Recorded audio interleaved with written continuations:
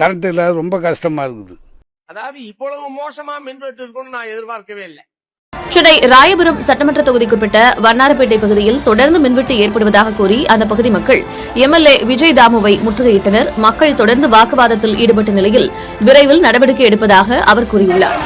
நேற்று ராத்திரி பூரா மின்வெட்டு, எப்ப மின்சாரம் வருது எப்ப போகுதுன்னே தெரியல. சென்னை தாம்பரம் பகுதியில் சுமார் 5 மணி நேரத்திற்கு மேலாக மின்தடை ஏற்பட்டதால் திடீர்னு வருது, திடீர்னு போகுது. போறது ரொம்ப நேரம் இல்லாம போகுது, வர்றது கொஞ்ச நேரம் வருது. ஒரு மாசமா நாங்க கரண்ட் இல்லாம சுகர் பேஷண்ட், ஹார்ட் பேஷண்ட், கை கால் விழுந்தவங்க புரியுதுங்களா, இவ்வளவு பெட்டி வச்சுட்டு வர 10 நிமிஷம் மின்சாரம் போன்ற அத்தியாவசியமான பிரச்சனைகள் வருகிற போது மிக அவசர உணர்வோடு தமிழ்நாடு அரசாங்கம் தலையிட்டு மின்வெட்டு பிரச்சனைக்கு தீர்வு காண வேண்டும் என்று இந்த சந்தர்ப்பத்தில் கேட்டுக்கொள்ள விரும்புகிறேன். நீதி மட்டுமே நிலையானது. தாவேக்கா ஆட்சிக்கு வந்ததுல இருந்து தமிழ்நாட்டுல எங்க பார்த்தாலும் இந்த மின்வெட்டு பிரச்சனை வந்து அதிகமா இருக்குது. இதுக்கு முன்னாடி கடந்த காலங்கள்ல இந்த மாதிரி பிரச்சனை இல்லை. ஆனா ஒரு காலத்துல வந்து எப்படி இருந்துச்சுன்னு சொன்னா, அந்த டிஎம்கே ஆட்சிக்கு வந்தாலே இது கண்டிப்பா வந்து மின்வெட்டு நடக்கும் அப்படிங்கிற ஒரு பிரச்சனை இருந்துச்சு. அது கூட இப்ப இந்த ஸ்டாலினுடைய இந்த 5 ஆண்டு ஆட்சியில வந்து மின்வெட்டு பிரச்சனைகள் இல்ல, ஏதாவது அங்கெங்க ஒன்று நடக்குமே தவிர, இப்ப இந்த விஜய் ஆட்சிக்கு வந்ததுக்கு பிறகு தமிழ்நாட்டுல எங்க பார்த்தாலும் மின்வெட்டு பிரச்சனை, எங்க பார்த்தாலும் போராட்டங்கள். நம்ம வசிக்கக்கூடிய இந்த மயிலாப்பூர் பகுதியை கூட தொடர்ச்சியாக மின்வெட்டு பிரச்சனை எங்க பார்த்தாலும் சுத்திட்டே இருக்கிறாங்க இபி இருக்கக்கூடிய ஊழியர்கள். இப்ப இந்த மின்வெட்டு பிரச்சனை வந்து ஏன் ஏற்படுது, ஏன் இதை சரி செய்ய முடியாதா? அதாவது மின்வெட்டு வந்து நல்லா கவனிக்கணும். இது நான் ஏதோ தாவேக்காக்கோ விஜய்க்கோ ஆதரவா சொல்றேன்னு இல்லை, உள்ளது உள்ளபடி சொல்றேன். அதாவது ஏப்ரல், மே, ஜூனு இது 3மே வந்து ஏப்ரல் 15ல இருந்து 15க்கு முன்னாடி கூட கொஞ்சம் வெயில் கம்மியா தான் இருக்கும். ஏப்ரல் 15க்கு மேல, அதாவது ஜூன் 15 வரை, ஏப்ரல் 15, மே 15, ஜூன் 15 இதெல்லாம் வந்து ஒரு உச்சபட்ச மிக கடுமையான கோடை காலம். இந்த கோடை காலங்கள்ல மின் நுகர்வு வந்து ரொம்ப அதிகமா இருக்கும். 2வது தென்மேற்கு பருவ காற்றுன்னு ஒண்ணு இருக்கு, குற்றாலத்தெல்லாம் அடிக்கும்ல.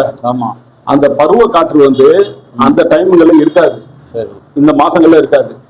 வடகிழக்கு பருவ காற்று கூட அந்த நேரத்துல அப்படி டம்மி ஆகி குறைஞ்சிரும். இந்த பருவ காற்றுகள் 2மே வந்து குறைவா இருக்கனால காற்றாலை மின்சாரமும் அது குறிப்பிட்ட சதவீதத்தை வந்து மின் உற்பத்தியை வந்து அந்த ஃபேன் மாதிரி பெருசா சுத்திட்டு இருக்கோம்ல, அந்த குற்றாலம் போறவங்கள, திருநெல்வேலி போறவங்க நிறைய இருக்கும். இப்ப பல இடங்கள்லயும் வந்துருச்சு. அதன் மூலமாகவும் மின் உற்பத்தி வந்து கணிசமான அளவு ஒரு 10%, 15% அது மூலமா நடைபெறுது. அந்த ஃபேன் வந்து சுத்தணும்னா அந்த பருவ காற்று அடிக்கணும். தென்மேற்கு பருவ காற்று அந்த கேரளால இருந்து அடிக்கும், அந்த பருவமழை ஸ்டார்ட் ஆகிற காலகட்டம். சரி, அப்ப அது இல்லாத இந்த 3 மாசத்துலயும் அது இருக்கவும் செய்யாது. அதனால வந்து அந்த மின் உற்பத்தி இருக்குல்ல, அது வேற பாதிக்கப்படும். ஒரு பக்கம் மின் உற்பத்தி பாதிக்கப்பட்டு இன்னொரு பக்கம் மின் நுகர்வு, மின்சாரத்தை அனுபவிக்கிறது, நம்ம பயன்படுத்துறது மிக அதிக அளவுல இருக்கும். எப்படின்னா ரொம்ப இப்பெல்லாம் பார்த்தா மிடில் கிளாஸா இருக்காங்கல்ல, சாதாரணமா 20,000 30,000 சம்பாதிக்கிறாங்கல்ல, அவங்க கூட இப்ப ஏசியை வாங்கி மாட்டிக்கிட்டு இருக்காங்க. காரணம் என்னன்னு கேட்டா அவங்களால ஒண்ணுமே முடியல. சென்னையில் நம்மளால இருக்க முடியல. நம்மளாம் நம்ம வீட்டுல இருக்கிறோன்னு சொன்னா, இப்ப நான்லாம் வந்து என்னுடைய ஒரு ரூம்ல எங்க வீட்டுல ஏசி இருக்கு, என் ரூம்ல ஏசி இருக்காது. காரணம் ஏசிக்கு நான் எதிரானால, அதனால என்ன போட்டுக்கங்கன்னு சொன்னா கூட நான் பயன்படுத்துறது இல்லை. எனக்கு ஏசியில தூங்கினா தூக்கமும் வராது. அந்த மாதிரி ஏசிக்கு நான் எதிரானால, அதனால அதை நான் பயன்படுத்துறது இல்லை. எப்படியோ சமாளிச்சுட்டு இருக்கேன். ஆனா வந்து வசதி ஓரளவுக்கு இதா உள்ளவங்க பிள்ளைங்க தூங்க மாட்டேங்குது. சின்ன சின்ன பிள்ளைங்க ஒரே வேர்வையில வந்து நலையுதுங்க, காலையில அதுங்களால ஸ்கூலுக்கு போக முடியலன்னு சொல்லி நிறைய மக்கள் என்ன செய்யறாங்க, அதிகமான ஏசி பயன்பாடு இருந்துச்சு. ஒரு ஏசி வந்து ஒரு நைட்ல இருந்து காலைல வரைக்கும் ஓடிச்சுட்டா, ஒரு குறைஞ்சது ஒரு 5-6 மணி நேரம் ஓடினா கூட அது வந்து குறைஞ்சது ஒரு 4 யூனிட் 5 யூனிட்டை வந்து அது இழுக்கும் அப்படிங்கிறாங்க. புரியுதா? ஏன்னா ஒரு 1.5 டன் ஏசி தான் பெரும்பாலும் எல்லாரும் யூஸ் பண்றாங்க. அது வந்து அதிகமா கரண்ட்டை இழுக்கும்.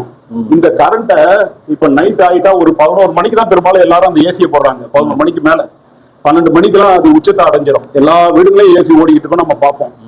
அப்ப அந்த ஏசிகள் ஓட ஓட ஓட இந்த மின்சாரம் என்ன பண்ணுது, அதிகமான கன்சியூம் ஆகுது. இப்போ நம்ம உடம்புல இருக்க ரத்தம் நம்ம நரம்புகள்ல இந்த ஸ்பீட்ல தான் ஓடணும்னு ஒரு கணக்கு இருக்கு. அதுக்கு மேல அது ஃபாஸ்டா ஓடிச்சுன்னா ரத்த நரம்புகளை தாங்க முடியாம என்ன செய்யும், அங்கங்க வெடிப்பு ஏற்படும். அதுதான் பல்வேறு நோய்கள்னு நம்ம சொல்றோம். ஹார்ட் அட்டாக்னா ஹார்ட்ல உள்ள ஒரு நரம்பு இதாயிடுச்சு, வெடிப்பாயிடுச்சு, அங்கிருந்து ரத்தம் வந்து இதாகுது அப்படின்னு. இதேதான் இங்கேயும் நடக்குது. மின்சார இதுல அதே நடக்குது. இப்ப இடையில நான் கண் கூட பார்த்தேன், திருவள்ளிக்கேணி எங்க ஏரியாவில தான் அந்த பிரிண்டிங் மிஷின் எல்லாம் இருக்குது, இதெல்லாம் அடிக்கிறீங்களா பேனர்லாம், அந்த பிரிண்ட் ஓட்டுவானுங்க தெரியுமா, பெரிய மிஷின் அப்படியே உருள மாதிரி அதை போட்டோ மாதிரி இப்படி வந்து போவோம். அந்த பெரிய மிஷினு மத்த மின்சார பயன்பாடு இங்க ரொம்ப அதிகம். அதே அளவுக்கு ஏசி பயன்பாடும் இங்க ரொம்ப அதிகம். இப்ப இடையில வந்து அந்த கேபிள மாத்துறதுக்கு வந்து அந்த கேபிளை எடுக்கிறாங்க. கேபிள் நல்ல கனமான, இவ்வளவு பெரிய கேபிள், நல்ல கனமான கேபிள், இவ்வளவு சைஸ் இருக்கும் கனம், அந்த ரவுண்டு விட்டோம். அந்த கேபிளை நோண்டி எடுக்கிறான் வேற கேபிள் மாத்துறதுக்கு. அந்த கேபிள் எப்படி தெரியுமா இருக்கு, கொத்து பரோட்டா போட்ட மாதிரி இருக்கு. அங்க இங்க வெடிப்பாயி பக்கத்துல வெடிச்சு வெடிச்சு வெடிச்சு நாசமா போயிருக்கு.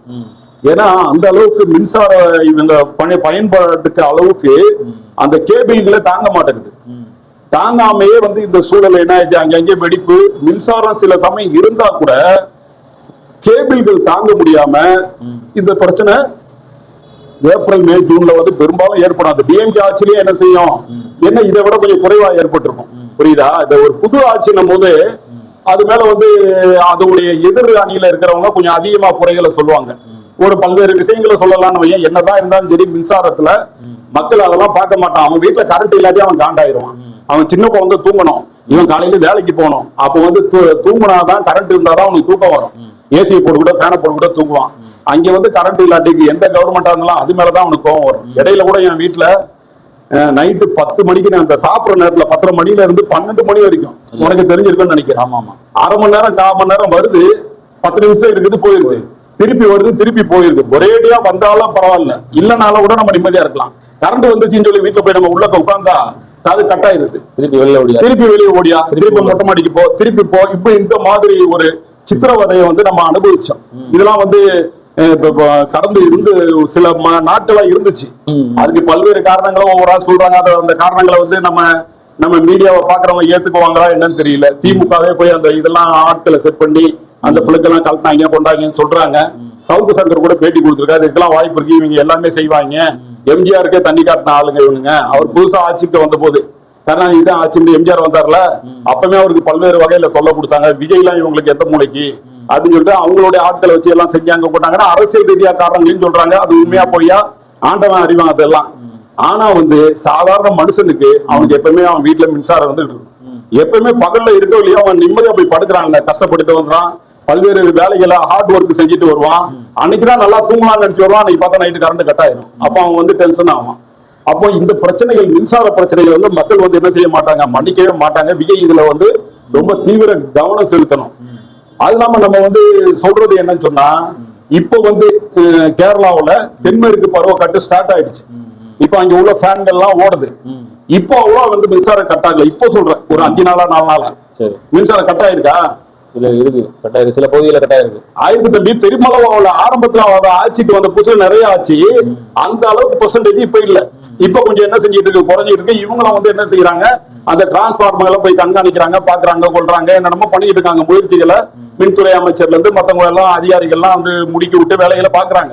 ஆனா இப்போ அந்த கரண்ட் கட் ஆகுற அந்த சதவீதம் முன்ன இருந்ததை விட இப்ப குறைஞ்சிருக்கு. ஏன் அது இன்னும் போக போக இந்த தென்மேற்கு பருவக்காற்று அடிக்குது இல்ல, அது எந்தெந்த மாவட்டங்கள் அடிக்கும், எந்தெந்த மாவட்டங்கள்ல மழை பெய்யும்னா நீலகிரி, கோயம்புத்தூர், தேனி மாவட்டம், திண்டுக்கல் மாவட்டம், கன்னியாகுமரி, இந்த பக்கம்லாம் அந்த காத்து அடிக்க ஆரம்பிச்சிடும்.